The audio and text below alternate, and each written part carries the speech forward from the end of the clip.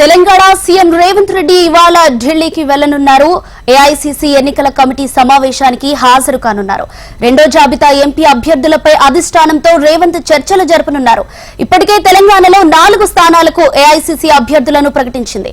లోక్సభ అభ్యర్థుల ఎంపికకు సంబంధించి కాంగ్రెస్ సెంట్రల్ ఎలక్షన్ కమిటీ సమావేశం కానుంది. తెలంగాణలో మొత్తం 17 పార్లమెంటు స్థానాలు ఉండగా తొలి జాబితాలో 4 స్థానాలకు సంబంధించి కాంగ్రెస్ హైకమాండ్ అభ్యర్థులను ప్రకటించింది. మహబూబ్ నగర్ నుంచి వంశీచంద్ర రెడ్డి, నల్గొండ నుంచి రఘువీర్ రెడ్డి, జహీరాబాద్ నుంచి జగదీష్ షెట్కర్, మహబూబ్ నుంచి బలరాం నాయక్ బరిలోకి దిగనున్నారు. ఇంకా 13 స్థానాలకు సంబంధించి అభ్యర్థుల ఎంపికపై కాంగ్రెస్ అధిష్టానం అభిప్రాయ సేకరణ చేస్తోంది.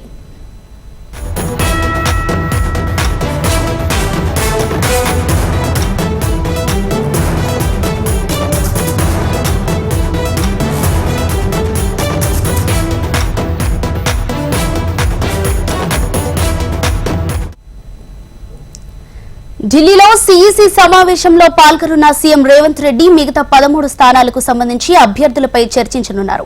ఇప్పటికే కొంతమంది ఆశావహులు ఎంపీ టికెట్ల కోసం దరఖాస్తు చేసుకున్నారు. మొత్తం 17 స్థానాలకు సంబంధించి దాదాపు 9 మంది అభ్యర్థులు దరఖాస్తు చేసుకున్నారు. సామాజిక సమీకరణల ఆధారంగా అభ్యర్థులను ఎంపిక చేయనున్నారు. మరిన్ని సమాచారం మా ప్రతినిధి సిరీస్ అందిస్తారు.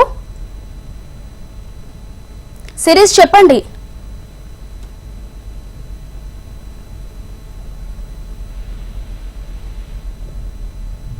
ఇచ్చిన కేంద్ర ఎన్నికల కమిటీ సమావేశం అనేది కూడా ఉంటుంది. సమావేశంలో ముఖ్యంగా చూసినట్లయితే ఏదైతే 3వ జాబితా కాంగ్రెస్ కి సంబంధించిన 3వ జాబితా పైన డిస్కషన్స్ అనేది కూడా చేయనున్నారు. నిన్ననే కాంగ్రెస్ పార్టీకి సంబంధించిన 2వ జాబితా అనేది కూడా ప్రకటించారు. అయితే 2వ జాబితాలో తెలంగాణకు సంబంధించిన లోక్సభ అభ్యర్థుల జాబితా అనేది కూడా లేదు. ఈ రోజు సిఈసిలో దీనిపైన చర్చ జరిగే అవకాశం ఉంది. మొత్తం 17 లోక్సభ స్థానాలకు గాను కేవలం 4 స్థానాల్లో మాత్రమే అభ్యర్థులను ప్రకటించింది. ఇంకా 13 స్థానాల్లో లోక్సభకు సంబంధించి అభ్యర్థులను ప్రకటించాల్సి ఉంది.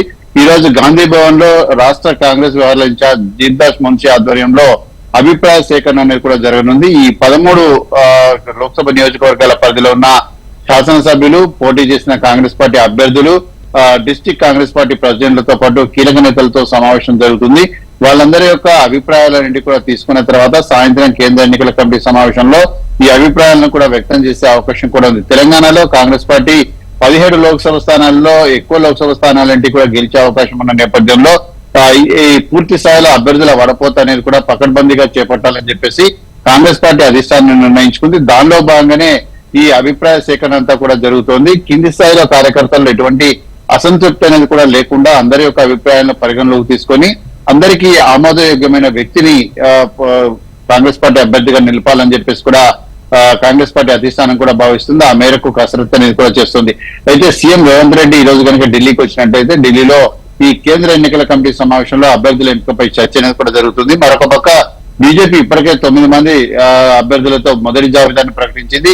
ఈ రోజు బీజేపీకి సంబంధించిన 2వ జాబితా అనేది కూడా వచ్చే అవకాశం ఉంది. 2వ జాబితాలో దాదాపు 100కు పైగా పేర్లన్నింటి కూడా ఉంటాయి. మిగిలిన 8 లోక్సభ నియోజకవర్గాలు ఏవైతే ఉన్నాయో అందులో 7ని ప్రకటిస్తారు, 1ని పెండింగ్ లో పెట్టారు. సో ఈ నేపథ్యంలో కాంగ్రెస్ పార్టీ కూడా త్వరగా అభ్యర్థుల పైన నిర్ణయం అనేది కూడా తీసుకునే అవకాశం కూడా ఉంది. ఎందుకంటే అభ్యర్థులకు ప్రచారం చేసుకునేందుకు తగినంత సమయం అనేది కూడా దీనివల్ల లభిస్తుంది. కాబట్టి కాంగ్రెస్ పార్టీ అధిష్టానం ఈ నిర్ణయం తీసుకోబోతుంది. కాంగ్రెస్ ఎక్కువగా గెలిచే లోక్సభ స్థానాలు ఏంటివి దక్షిణ భారతదేశంలోనే ఉన్నాయి. ముఖ్యంగా కర్ణాటక, తెలంగాణ, కేరళ, తమిళనాడు ఇలాంటి రాష్ట్రాల్లోనే ఉన్నాయి. కాబట్టి ఈ రాష్ట్రాలకు సంబంధించిన అభ్యర్థుల ఎంపిక అనేది త్వరగా పూర్తి చేయాలని చెప్పేసి కాంగ్రెస్ పార్టీ అధిష్టానం భావిస్తోంది.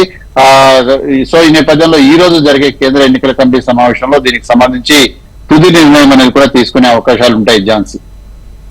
Thank you Sirish.